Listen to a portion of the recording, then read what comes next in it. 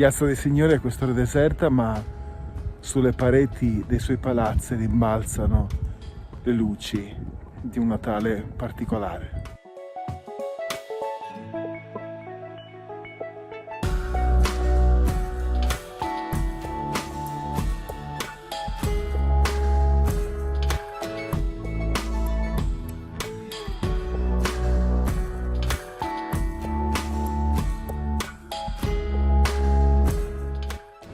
In questo silenzio c'è il Palazzo della Ragione che racconta la sua storia.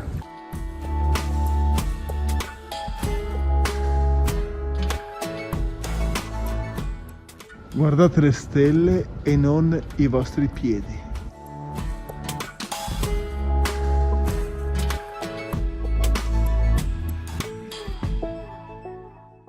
E con le luci di questa notte a Padova, buongiorno mattino.